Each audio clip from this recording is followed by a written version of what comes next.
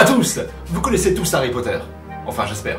Que ce soit les livres ou les films, vous avez déjà dû voir ou lire cette saga qui a rendu l'auteur milliardaire.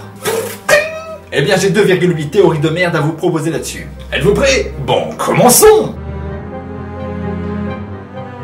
Cette première théorie est totalement loufoque, barrée, tirée par les cheveux, et c'est pour ça que je l'ai choisie. Toute l'histoire que l'on connaît, qu'on en a adoré, détesté, eh bien tout ça n'est que l'histoire d'un bouquin! Bob, c'est complètement con. C'est un livre. Merci BD-Mission, mais je parle du bouquin que Ron a écrit. Cette théorie part dans le trip que l'histoire de Harry Potter a été imaginée par Ron. Persécuté par ses frères, délaissé par ses parents, Ron s'imagine un monde où il est le meilleur ami d'un sorcier, et où il se tape la nana intelligente et courageuse. Et on peut même encore aller plus loin dans cette théorie, en intégrant le monde magique à ce monde réel. J.K. Rowling n'est que la couverture moldue de Ron pour que son bouquin soit édité dans notre monde. Je vous l'avais dit, loufoque, barré, tiré par les cheveux. C'est complètement con.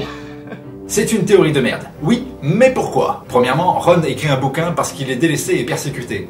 Mais il ne se met pas au premier plan. Si tu écris un bouquin pour extérioriser ton mal-être, deviens le héros. Ce sera beaucoup plus flatteur pour ton ego. Deuxièmement... Ah ben non, j'en ai pas, c'est vraiment une théorie de merde, ouais. La suite! Tout le monde le sait, la saga Harry Potter a encore quelques secrets à nous révéler. J'en ai trouvé un qui plaira aux fans et même aux novices. J'ai cherché et cherché et cherché et cherché et cherché et cherché et cherché et cherché et cherché et cherché et cherché et encore cherché. Et j'ai trouvé! Harry Potter est un... Attendez un peu. Encore un peu. Un tout petit peu. Illuminati. Je m'avance peut-être un peu, mais j'ai de quoi prouver cette théorie. Observez cette scène. Vous ne voyez rien? C'est normal, c'est une image noire. Je vous mets la vraie scène. Là! Ne me dites pas que je l'ai inventé. Et là, et puis là, là. Regardez, là, là.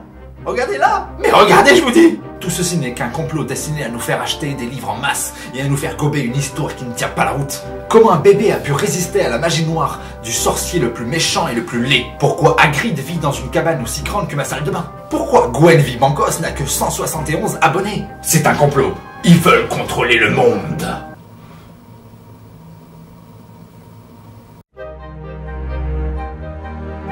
Pour cette dernière théorie, nous allons parler de relation père-fils. Malgré la ressemblance pas plus frappante que ça à mes yeux, James Potter n'est pas le père biologique de Harry Potter. Je suis sûr que vous savez de qui je vais parler. De Dobby, évidemment. La taille, les oreilles, les cheveux, le fait que Dobby soit un personnage mystérieux dont on ne connaît pas le passé. Tous ces indices tendent vers la vérité.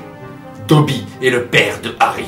Si la vidéo t'a plu, laisse un pouce en l'air et partage la vidéo.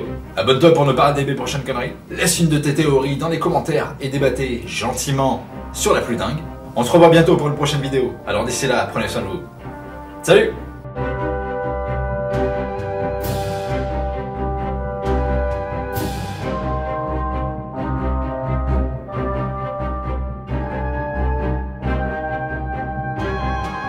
Tout comme Qui-Gon Jinn qui insista afin d'entraîner le jeune Anakin malgré son penchant pour le côté gros bâtard, Dumbledore a eu Voldemort en tant qu'élève. Et ça même s'il savait pertinemment qu'il n'était pas franchement sympa. Il aurait très bien pu lui mettre des bâtons dans les roues, le tuer, l'étouffer avec sa barbe. Ah, rien!